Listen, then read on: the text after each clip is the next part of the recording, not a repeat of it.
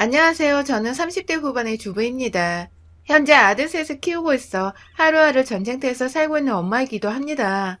요즘 세상에 애를 셋이나 낳아 애국자라고 칭찬해 주신 분들께는 미리 칭찬을 받도록 할게요.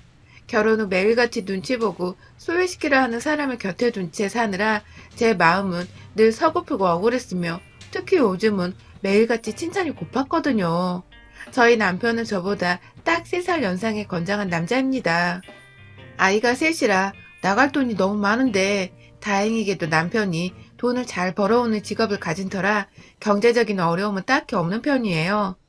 저도 20살에 대학 들어가면서 자취를 일찍 시작을 했어서 돈 절약하고 모으는 것에 나름 도 같은 여자였고, 그 때문에 남편 혼자 외벌이로 돈을 벌어오고 있지만 저축활동과 써야 할 생활비를 철저히 구분해내면서 남편조차도 늘 고맙고 대단하다고 할 만큼 지금껏 모아놓은 돈도 제법 많고, 친정아빠와 함께 부동산 경매도 몇 번 뛰어들어서 남편 몇 년치 연봉만큼 제 능력으로 불려놓은 돈도 좀 있답니다.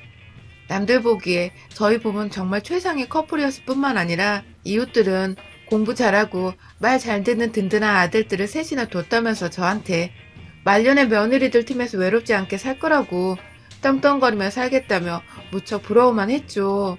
남 속은 절대 알지도 못하면서 말이죠.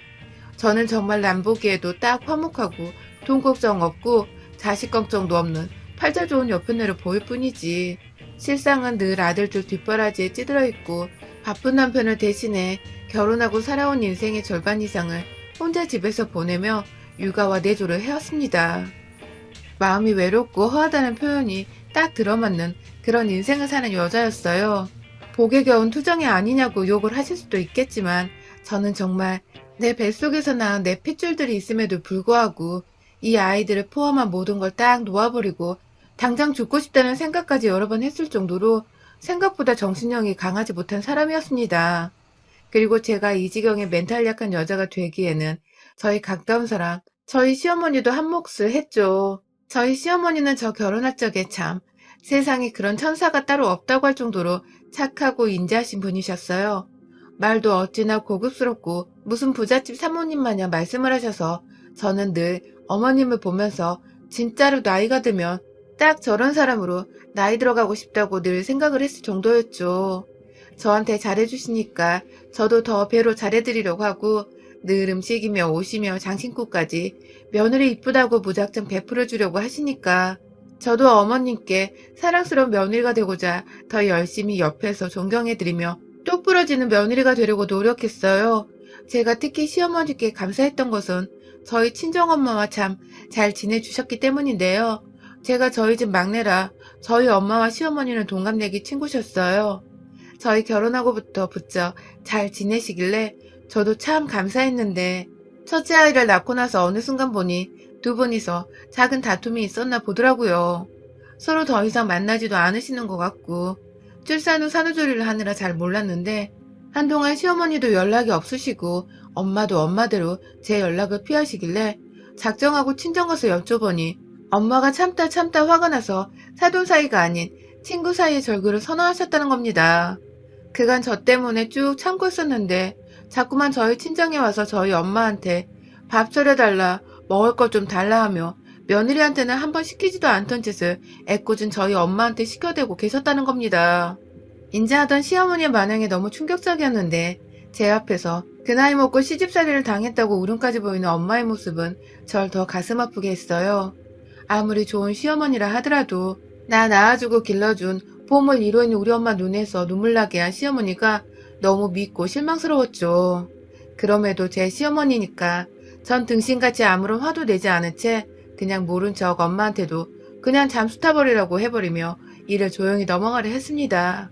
하지만 그 후에도 시어머니는 제 앞에서 세상 착하고 순진한 시어머니처럼 구시다가도 뒤에서는 저희 엄마한테 전화를 안 받는다고 흉을 보는 문자를 보내시거나 점점 만만해지셨는지 험악하게 구시면서 하다하다 저를 걸고 넘어지시며 아무것도 모른 채 전화를 받은 저희 엄마한테 내가 며느리한테 평생 못할 시집살이를 다 시키면 살 줄 알아 하는 협박의 말씀까지 하셨다고 합니다.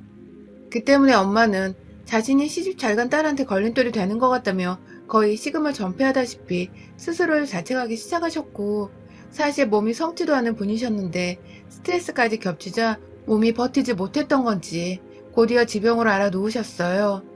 한동안 치료받느라 병원만 주구장창 다니시다가 결국 일찍 세상을 떠나셨고요. 절대 저희 엄마가 돌아가신 게 시어머니 때문이라고 생각하진 않습니다. 분명한 변명이 있었고 원래부터 몸이 약하셨기에 운이 나빴다고만 간신히 생각을 하는 중이에요. 하지만 결코 엄마가 떠나시기 전에 마음이 내내 불편하셨고 스트레스를 많이 받으셨다는 것까지 다 병 때문이었다고는 생각하지 않았어요. 시어머니로 인해 엄마가 분명 저 몰래 소가리를 한 시간이 길었을 것이고 결국 세상을 등지는 순간까지도 시어머니와 관계를 온전히 풀어나지 못한 채 내내 시집살이를 당할지도 모른다며 딸 걱정만 하시다가 가셨기에 제 마음엔 엄마에 대한 한과 서름이 한가득이었습니다. 남편은 아무것도 알지 못하고 있다가 저희 엄마가 돌아가시는 날 제가 이성을 잃은 채 울면서 꺼이꺼이 시어머니 욕까지 한 바가지로 꺼내버린 바람에 뒤늦게야 그 말을 듣고 눈치를 채게 되었고 그때부터는 남편도 시어머니와 저희 사이에서 알아서 눈치를 보고 애써 마주할 자리를 안 만들면서 나름 저를 배려해주곤 했죠. 내심 남편은 무슨 잘못일까도 싶었지만 시어머니를 꼭 빼다 닮은 남편을 볼 때마다 제 화가 울그락불그락 튀어나오려고 해서 눈치 보는 불쌍한 남편이라도 봐야지만 제 화가 조금은 가라앉곤 했었습니다. 하지만 언제나 남편이 제 옆에 서 있어 줄 수는 없었습니다. 남편이 점점 일이 바빠지기 시작했고 바쁘면 바빠질수록 직장에서 시간을 더 보내다 보니 저는 자연스레 하나 둘 태어난 제 아이들을 키우는데 더 정신이 없어졌어요. 시간이 약이라더니 허무하게도 돌아가신 엄마에 대한 그리움과 안쓰러움보다는 당장에 내 새끼가 아프진 않는지 밥은 잘 먹는지에 대한 사소한 걱정들로 제 머릿속은 채워졌고 그러면 그럴수록 마음 깊숙한 구석에는 친정엄마에 대한 죄스러움과 시어머니에 대한 원망스러움이 나날이 커져만 갔죠. 하지만 이건 저 혼자만의 생각이 아니었어요. 시어머니는 시어머니대로 저희 친정엄마가 돌아가신 후 저 보기가 더욱 껄끄러지셨는지 한동안은 정말 살아계신지도 모를 만큼 연락도 없고 소식도 들려오지 않았습니다. 그러다가 제가 아들들을 하나둘 낳다 보니 시어머니도 손주는 봐야 했는지 시아버지를 따라서 쫄래쫄래 병원에 찾아오셨죠. 지 아들 꼭 닮은 손주들이 이쁘기는 했는지 애들 보면서 좋아 죽으려 하시고 또 세상 좋은 시어머니 마냥 절 보며 수고했다고 하시는데 이렇게 인자한 표정 뒤에서 저희 엄마한테는 저한테 평생 시집살이를 시킬 거란 협박이나 하셨다고 생각을 하니 소름이 끼쳤죠. 그렇게 껄끄럽고 보기 싶던 시어머니는 그럼에도 아이들의 할머니였기에 해마다 꾸준히 만나야 할 수밖에 없었습니다. 남편이 웬만하면 같이 모이는 자리를 안 만들려고 노력을 하긴 했으나 명절에 제사를 지내야 하는 마당에 무작정 싫다고 안 가버릴 수는 없는 노릇이었고 시아버지는 제게 살뜰히 잘해주시는데 마냥 시어머니 싫다고 아버님까지 안 볼 수도 없는 노릇이었어요. 또 할머니 집 간다고 좋아라 하는 순진한 아이들을 말리며 집에 있게 할 수도 없는 노릇이었고 그런데 언제부터 시어머니가 참 저희 엄마한테 했을 법한 짓거리들을 제 앞에서 하시더군요. 한마디로 시집살이를 점점 대놓고 강요하기 시작한 겁니다. 예를 들어 저희 남편한테 남동생이 하나 있는데요. 평소 시어머니는 제사상을 차릴 때 며느리 들과 함께 제사상을 차리셨어요. 본인은 며느리들 손에 물 묻히는 거 싫다면서 아들들 앞에서도 세상 좋은 어머님인 듯 말씀을 하시면서 같이 요리를 하셨고 그런 모습에 저나 동서도 정말 시댁살이에 만족을 하고 있었는데요. 엄마 돌아가시고 나서 그 해는 정신이 없다는 핑계로 명절이고 뭐고 시댁 가는 거 다 건너뛰었고 그 다음 해 명절에는 시댁에 찾아갔는데 집안에 저희 가족밖에 없는 겁니다. 알고 보니 시어머니께서 도련님과 동서한테는 명절에 오지 말라고 전화를 해놓고는 저희 부부만 불러서는 저 혼자 제사상을 차리게 한 것이죠. 평소처럼 시어머니가 제사상 차리는 걸 도와주질 않으셔서 전 정말 울며 겨자 먹기로 혼자 상을 차려내다가 남편도 제 모습이 너무 불쌍했던지 직접 손을 걷어붙이고 부엌에 들어왔어요. 그 와중에 시어머니는 남자가 부엌에 들어가면 재수없다고 남편을 끌어내려 하셨지만 남편은 갑자기 왜 그러냐는 식으로 시어머니를 양껏 째려보곤 이내 절 묵묵히 도와주었죠. 너무 서럽고 힘들었지만 저를 향한 태도마저 저희 엄마한테 하셨던 것처럼 변해버린 시어머니가 정말 얄미웠습니다.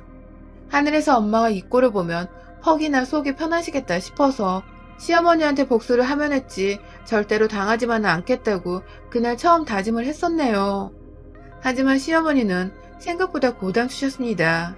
다른 집 시어머니들은 어쩌는지 모르겠는데 우리 집 시어머니는 무슨 학교 다닐 때 요리조리 친구들 편에 서서는 따돌림을 주동하는 못된 학생 마냥 하는 짓이 정말 철없고 인정머리가 없었습니다.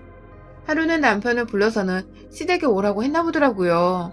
저 빼고 손주들만 데리고 말입니다. 아니 손주를 보겠다는 할머니 마음은 이해를 하는데 저 하나 꼭 빼고 오라고 그걸 남편한테 전화를 해서 말을 하고는 굳이 저한테 문자를 보내서는 내가 아범한테 너 빼고 오라고 했다 라고 통지하다 알려주니까 제가 열이 받아 죽겠더라고요.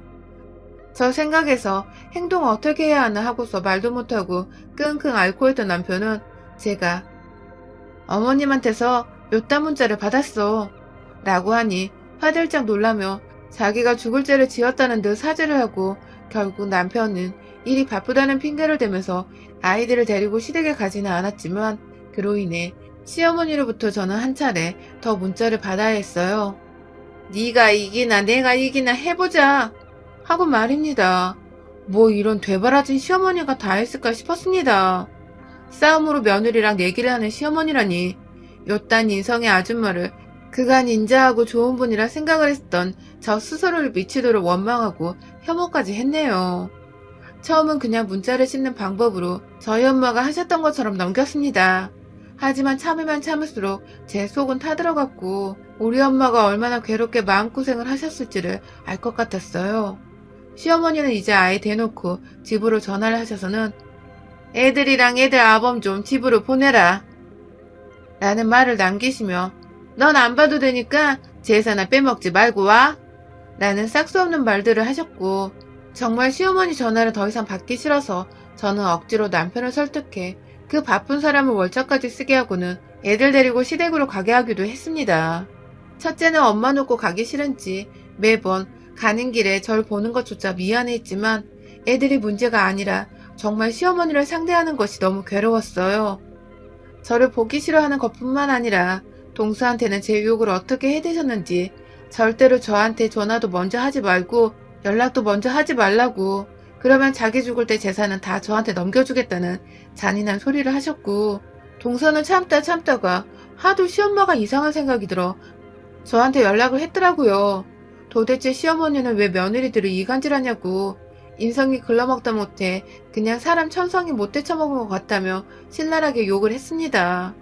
시어머니가 저와 남편 그리고 이젠 하다하다 동서네까지 연락을 해서 저와의 거리를 두게 만들고 있다는 걸 알아챈 순간 시어머니의 욕이 반가워야 했는데 전 오히려 더 가슴이 조여왔어요.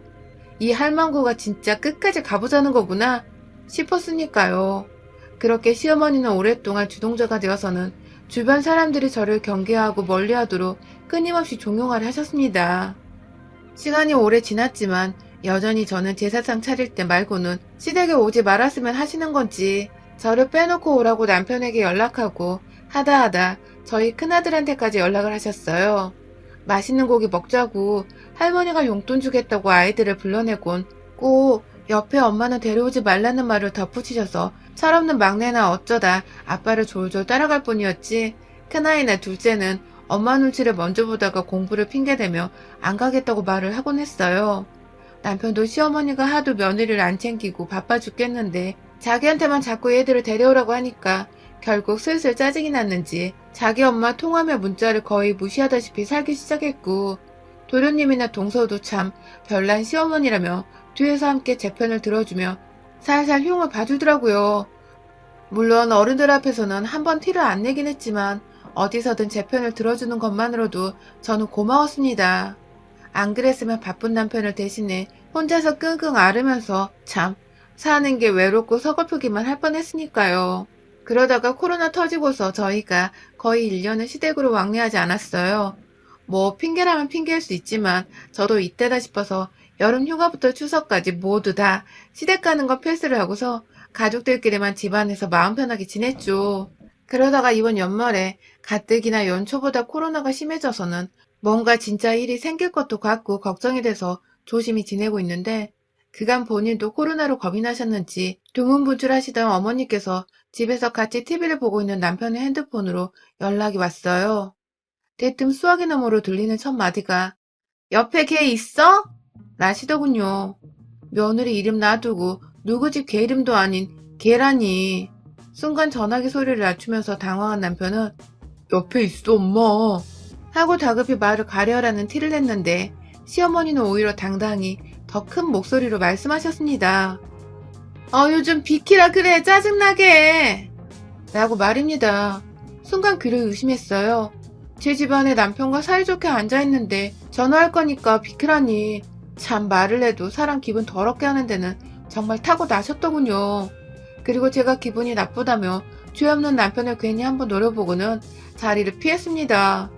안방에 와서 엎드려 누워있는데 남편이 전화 통화를 끝내고서는 뒤따라 들어오더라고요. 어머님이 또 자기만 아이들을 데리고 조심히 집에 왔다 가라고 하는데 이참에 시어머니랑 꼭 화해를 하라고 올해를 넘기지 말고 잘 지내봐달라며 제게 부탁을 하더라고요. 그게 아이들한테도 좋게 보일 거라나 뭐라나. 듣고 보니 남편도 그간 저와 어머님 사이에서 무지 괴로웠을 것 같고 할머니와 엄마가 사이 안 좋은 걸 보고서 아이들도 무척 심란했을 것 같고 뭔가 생각이 복잡했어요. 시어머니와 저의 관계는 정말 단순하게 화해한다고 끝낼 문제가 아니었으니까요. 제가 일방적으로 소외를 당하고 쓴소리를 들었던 적이 너무 많았어서 뭘 어떻게 해야 할까 싶어 한참 고민을 했습니다. 그리고 저는 아이들을 위해서 아이들이 좀 더 편안하게 시부모님을 볼 수 있도록 해야겠다는 생각에 눈 딱 감고 시어머니께 먼저라도 살갑게 다가가 보기로 했어요. 그렇게 저희는 혹여나 하는 마음에 부부끼리 둘이서만 먼저 시댁에 찾아가 보기로 했습니다. 진심으로 잘 지내고 싶다고 말씀을 드리면 시어머니도 저 자세로 마주하며 제게 따뜻이 혹은 빈말이더라도 미안하다는 말씀 한 번은 할 줄 알았으니까요. 제 딴에는 시어머니를 배려하고자 하는 의도이기도 했었죠. 그런데 시댁문을 열고 들어가자마자 절 보더니 세상 기분이 더러워 죽겠다는 듯 인상을 팍 찡그리고는 자기 아들을 지그시 째려보기 시작하던 시어머니. 저를 왜 데려와서 자기 기분을 더럽히냐 뭐 이런 표정인 것 같았습니다. 시작부터 삐그덕거릴 게 뻔히 보여 저도 내심 당황스러웠지만 그럼에도 내가 아랫사람이니 무시하자는 마음으로 한번 참았습니다. 하지만 이내 두 번째 고비가 찾아왔어요. 거실 소파에 앉으시고는 보시던 TV를 마저 보시기 시작한 어머님은 저와 남편이 멀뚱거리며 서 있는 와중에도 TV 보는데 거슬리게 하지 말라며 방 안으로 들어가 있으라더군요. 그 와중에 자기 아들은 팔을 꼭 붙잡으며 우리 아들은 왜 이렇게 얼굴 보기 힘들어? 하며 자기 옆에 앉혔어요. 네, 저 혼자 들어가 있으란 소리였습니다. 저도 모르게 소란 피우기 싫어 방 안으로 들어갔어요. 오랜만에 시댁 와서 뭐에다 쓰는 방인지도 모르겠는 옷가짐으로 가득 찬 방 안에 들어가 있으니 저도 모르게 울컥하더군요. 그 와중에 남편은 당신 얼른 나와 하면서 저를 챙기려는데 시어머님은 옆에서 아휴 내버려 둬. 내가 그러니까 혼자 오랬잖아. 애들은 어디다 두고 온 거야? 하면서 별일 아니라는 듯 다른 얘기를 꺼내며 남편의 관심을 끌려 했어요. 하지만 그걸 듣고만 있을 남편이 아니었죠. 어머님 손을 뿌리치고 방문을 열고 온 남편은 저를 데리고 나서며 결국 그간 참던 화를 더는 못 참겠다는 듯이 소리를 빽 질러버렸죠. 어머님, 도대체 왜 이렇게까지 못나게 구시는 거예요? 하면서 창피해서 얼굴을 못 들겠다고 무슨 어른이 이 모양이냐며 어머님 행동 하나하나를 따져대기 시작했고 급기야 어머님은 너가 다 이렇게 고자질 해놓은 거야? 하면서 죄다 사실이었음에도 제 핑계를 대면서 상황을 빠져나가려고 하셨습니다. 몇 번 양쪽에서 고성이 오가다가 제가 너무 힘들다며 화내고 싸움이고 뭐고 다시는 안 보고 살고 싶다는 말을 하면서 집에 가려고 가방을 챙겼어요. 밖에서 신발을 신고 있는 저와 이대로 헤어지면 진짜 영영 쫑이라는 생각에 안절부절 못한 채 일단 시어머니께 무작정 저 달래라고 애원하고 있던 남편. 그런데 그 옆에서 시어머니가 그만 저에게 세 번째로 참아야 하나 말아야 하나 하는 시련을 안겨주셨네요. 글쎄 화나서 제대로 신기지도 않은 구두를 억지로 꾸역꾸역 넣고 있는데 그 앞에서 보란듯이 자기 아들 호주머니에다가 돈을 쥐어 넣어주면서 한다는 말이 절대로 너 혼자 써? 남으면 그냥 연말에 기부나 해. 라더군요.